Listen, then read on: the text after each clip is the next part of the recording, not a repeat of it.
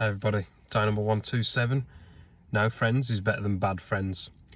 Something which I wish I'd have realised a lot sooner when I was younger. I was always worried about being alone and being a bit of a loner. Now I kind of embrace that loner archetype. It doesn't really bother me, but when you're at school and when you're a teenager growing up, that kind of shit bothers you.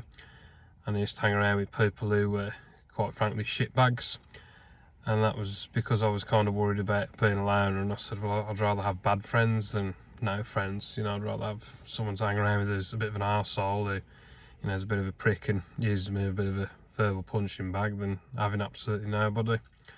I've realised now that's a bit of a stupid mindset, and the people that you let into your life who are shitbags will find out things about you, and, you know, they might use it against you, and they might be slagging off behind your back, or, you know, just being an arsehole for our own amusement, and they trick you into thinking that, oh yeah, I'm your friend, I'm your best pal, I've done this for you, and it's just, you know, a load of bullshit really. They're just bad, toxic people, and you shouldn't let them into your life. They're just like toxic waste.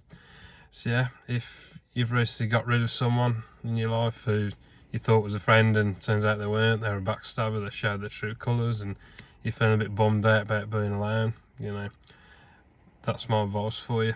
You know, it's better to have no friends than have a bad friend. You know, it's quite a loose term in this respect, and you can always make more friends. Someone will come along who'll, you know, be a true friend and have your back and be your ride or die buddy or whatever, you know. So yeah, that's my advice for today. Thanks for joining me, and I'll catch you all tomorrow.